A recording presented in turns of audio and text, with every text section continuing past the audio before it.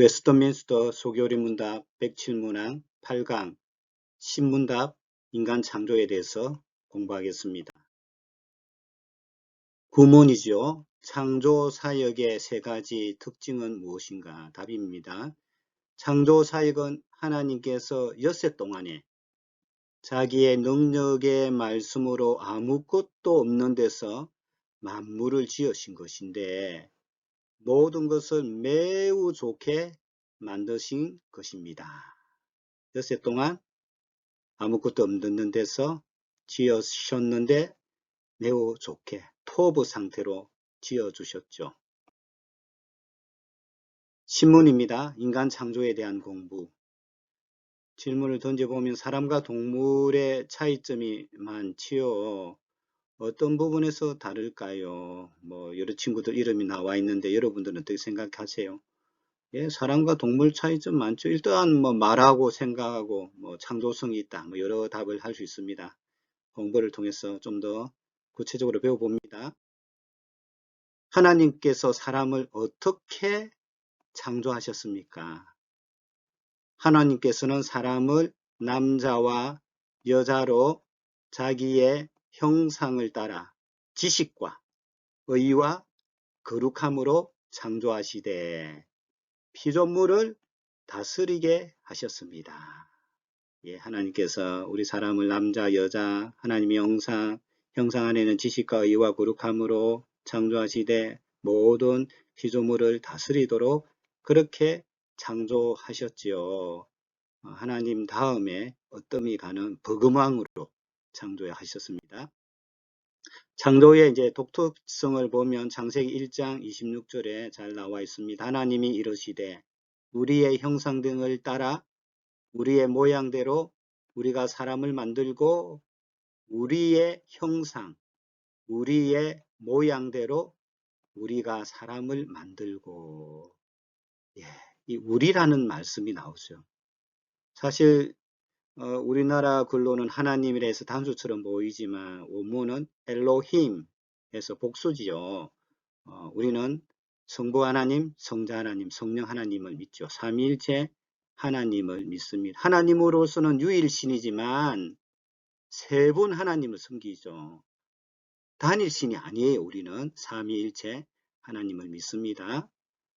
그래서 사람을 만들 때, 인간을 만들 때 독특성은 하나님께서 우리에 해서 삼위일체 하나님께서 신적인 회의를 통해서 사람을 만드셨죠. 하나님의 형상, 하나님의 모양대로 젤렘, 데무트, 하나님의 이미지대로 창조하셨는데 그 이미지는 보이는 어떤 형상이 아니라 하나님의 성품, 품성, 그런 어떤 가치를 따라서 창조하셨습니다. 그래서 인간 창조의 특징을 보면 인간은 하나님을 닮은 특별한 존재로 창조되었습니다. 하나님의 형상과 모양대로 하나님의 내적인 속성을 가진 채로 창조되었습니다. 인간은 하나님의 어디를 닮았을까요? 인간은 인격을 가지고 있죠. 하나님도 인격을 가지고 계시죠. 인격이라면 지적인 능력, 감정, 의지 이런 것을 세 개를 합쳐서 인격이라는 의미를 단어를 씁니다. 넓은 의미에서는 하나님의 형상을 따라 우리가 지음을 받았습니다. 동물은 본능에 따라 행동합니다. 아무리 동물이 나름대로 특별한 행동을 해도 그것은 어떤 인격적인 반응은 아니죠. 감정이라든지 의지를 가지고 어떤 지식이 더 증가되면서 하는 행동이 아니라 태어나면서부터 프로그래밍 된 본능을 따라 행동합니다. 사람은 하나님의 형상을 따라 지었기 때문에 그 특성이 두드러집니다. 몇 가지만 살펴보겠습니다. 첫 번째는 지성이에요. 지성. 하나님께서는 인간에게 지성을 주셔서 무한하고 영원하신 하나님을 알게 하셨죠. 우리를 창조하신 창조주를 알고 영원성을 가지고 있고 영원부터 영원까지 생각할 수 있는 지적인 능력을 하나님께서 주셨습니다. 그리고 그 지식은 계속해서 쌓아갈 수 있도록 하셨지요. 문명이 발전되는 것은 인간이 지식을 계속 쌓아 나갔기 때문이죠. 그리고 그 지성 안에는 분별하고 추리하고 통합하고 판단하고 상상할 수 있는 능력을 주셨습니다. 지적인 존재죠. 우리의 지성은 하나님의 형상과 모양을 닮은 그런 독특성에도 들어있고 그런 특징을 가지고 있습니다. 따라서 우리는 지적인 작업을 많이 해야 돼요. 열심히 공부하고 신앙도 열심히 학습하고 또 배워서 지적인 하나님을 아는 지식이 많아야 됩니다. 둘째는 생각할 수 있는 힘이죠. 질문할 수 있고 답을 할 수 있는 능력을 소유하고 있습니다. 이 소교리 문답도 사실은 공부 방법이 묻고 답하는 거죠. 묻는다는 것은 내용을 알아야 물을 수 있고 답을 한다는 것은 또 내용을 알아야 답을 할 수 있잖아요. 그래서 우리가 생각할 수 있는 묻고 답하고 생각할 수 있는 그런 힘을 주셨습니다. 생각 속에 모든 것을 담을 수가 있죠. 지구도, 태양계도, 은하계도, 우주도, 과거, 현재, 미래, 영혼까지 성경의 창세 전도 그리고 창세 후도 우리가 생각은 해볼 수가 있습니다. 뿐만 아니라 정치, 경제, 문화, 과학, 기술 발전 이 모든 것도 생각하는 힘으로 발전되어 왔습니다. 셋째는 도덕성입니다. 옳고 그른 것을 판단하는 힘이죠. 개는 도덕성을 가지고 있지 않습니다. 공원에 가면 아무 때나 똥을 싸죠. 또 뭐 화가 나면 사람을 물기도 합니다. 책임은 누가 집니까? 개가 질 수 없죠. 예, 그런 한계가 있다는 거예요, 동물들은. 그러나 우리 인간은 선과 악을 구분하는 능력이 있습니다. 선과 악을 선택할 수 있는 자유도 있죠. 선택의 결과에 따른 도덕적인 책임을 지는 존재입니다. 심판이 있습니다. 우리가 마음대로 살 수 있지만은 그 도덕성에 비추어서 또 심판을 받는다는 사실도 기억해야 합니다. 넷째로는 인간에게는 감정이 있어요. 우리가 이 감정 부분도 아주 하나님 은혜 가운데 성령의 능력 가운데 잘 다루어야 합니다. 예쁜 꽃을 보면 예쁘다, 아름답다. 목사님이 은혜로운 말씀을 주시면 감사하다. 영적인 행복감이 밀려온다. 선생님께 꾸중을 들으면 속상하다, 짜증스럽다, 원망스럽다. 또 반려동물이 혼자 집을 지키고 있을 때 얼마나 외로울까. 또 우울해진다. 이런 우리의 다양한 감정이 희노애락의 감정을 하나님께서 주신 것이 특징입니다. 따라서 우리 인간은요, 이 감정을 잘 다스릴 수 있는 능력이 필요합니다. 다섯 번째는 의지예요, 의지. 이 의지는 하나님이 우리에게 주신 자율성이죠. 자유의지. 내가 무언가를 선택하고 결정하고 또 판단하고 계획하고 다시 일어설 수 있는 그런 힘, 그런 모든 것을 합쳐 우리가 의지라고 말할 수 있습니다. 나는 오늘 줄넘기 100번 할 거다. 의지력이 있지요. 있어야 되죠. 오늘 계획한 일은 반드시 완수한다. 또 하나님 말씀에 순종하려고 하면 우리의 의지를 드려야 됩니다. 이달의 품성 실천으로 예수님의 품성을 나타낼 수도 있죠. 절제 품성인데 절제라는 의지를 가지고 우리가 살아가면 예수님의 절제의 품성을 드러낼 수가 있습니다. 예배를 잘 드려야지 라고 마음먹어야지 예배도 은혜 가운데 잘 드려질 수 있습니다. 의지를 가져야 된다는 말씀이죠.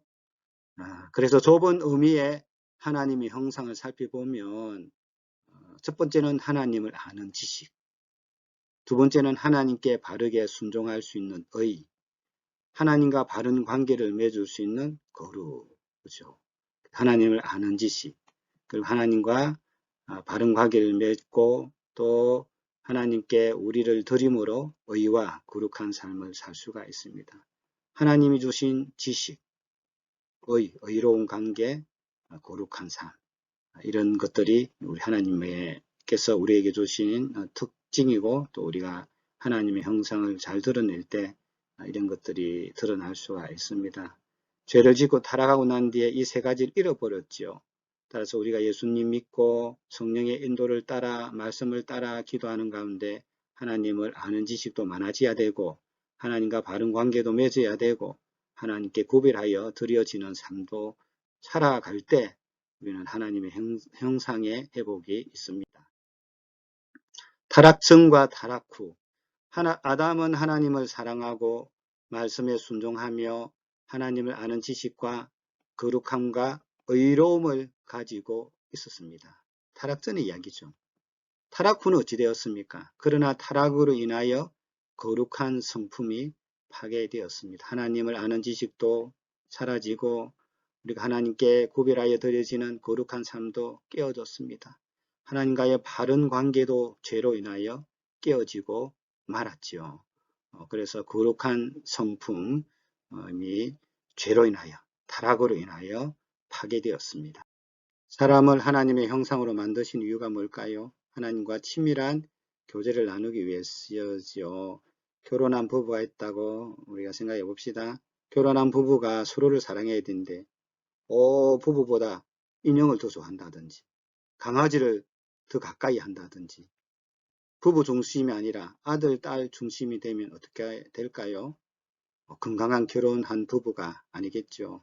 따라서 이 부부는 어떤 사물, 어떤 반려동물, 가까운 나의 어떤 다른 가족, 친족보다 서로가 더 친밀한 관계를 가져야 됩니다. 그래서 결혼한 부부는 영적인 친밀감, 정서적인 친밀감, 육체적인 친밀감을 형성해야 되겠죠. 자기 자신을 이렇게 보라는 겁니다. 하나님과 교제할 수 있도록 하나님의 형상으로 만들어 주심에 대하여 여러분 감격을 가져야 됩니다. 감동해야 됩니다. 그래서 우리가 영적인 감각을 자꾸 개발해야 되는데 개발하기 위해서는 또 하나님의 말씀을 읽고 배우고 공부하고 예배드리고 기도하고 또 성령의 인도 따라 살면 그렇게 하나님과 깊은 관계를 맺으면서 하나님이 주신 목적을 따라서 하나님과 교제하며 감격하고 감당하면서 살 수 있습니다. 그런데 반대로 외모에만 관심을 두고 세상의 것에만 관심을 두면은요, 우리가 하나님의 형상대로 지음을 받은 우리가 하나님의 형상대로 살아가는 모습이 아니라는 겁니다.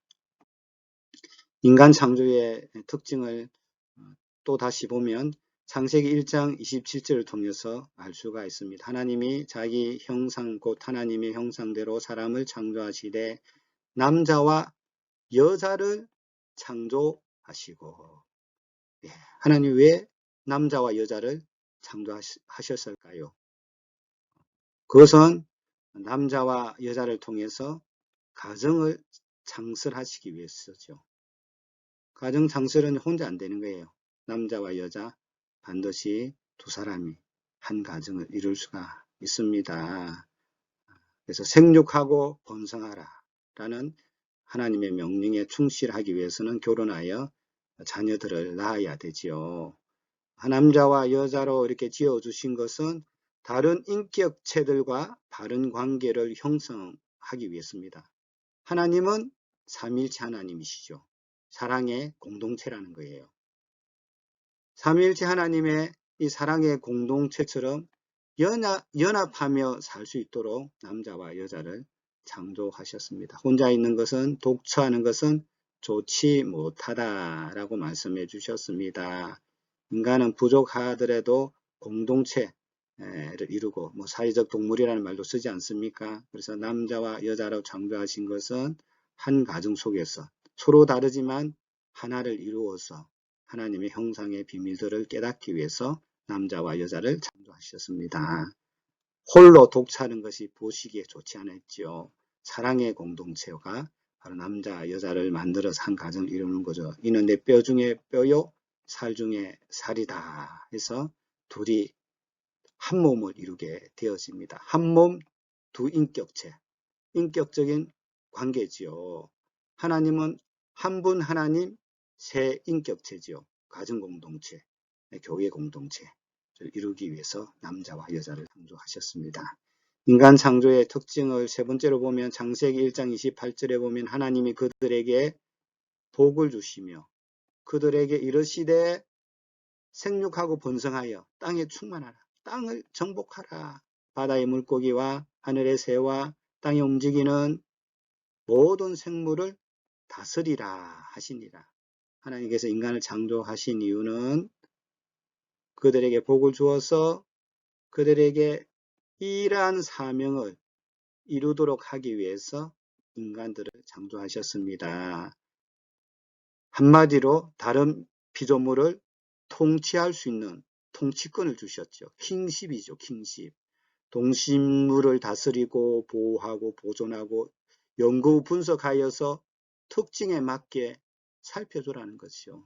환경을 보호하고 동생물들을 보호하고 또 여러가지 식물들도 우리가 보존해야 할 사명이 우리의 다스림이 필요하다는 거예요. 이것이 하나님께서 인간을 창조하신 특징의 세 번째 모습입니다. 다큐멘터리 그 독립영화 아주 옛날 된 영화인데 원앙소리라는 그 다큐멘터리가 아주 히트친 적이 있습니다. 그 스토리는 경북 봉화 산골에 노인 부부가 있는데 한쪽 다리가 불편한 농부 최노인의 소의 나이가 40세라는 거예요.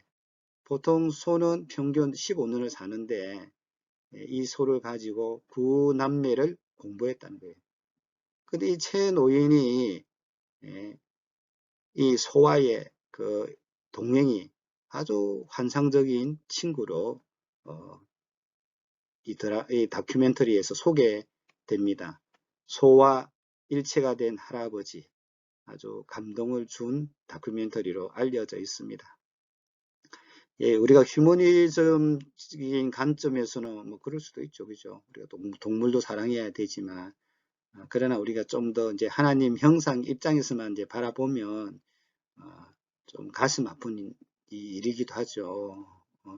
뭐 사람들과의 관계가 부족하니까 소와 뭐 하나 되어서 그렇게 살아갔다는 뭐 우리에게 뭐 도전은 줄 수 있는 스토리지만 그러나 우리는 모든 피조물을 다스리고 부족하더라도 사람과 더불어 공동체를 이루어서 살아가고 그 공동체 속에서 하나님의 형상을 배우고 또 닮아가는 가도록 하나님께서 남녀, 가정, 또 사회라는 공동체를 주셨습니다.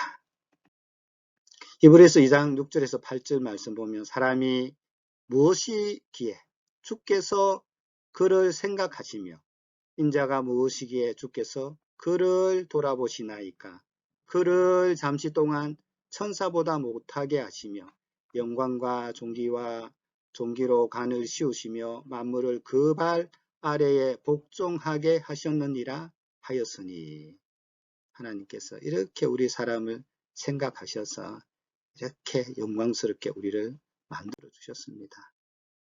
신문의 질문이었죠. 하나님께서 사람을 어떻게 창조하셨습니까? 하나님께서는 사람을 남자와 여자로 혼자 아닙니다.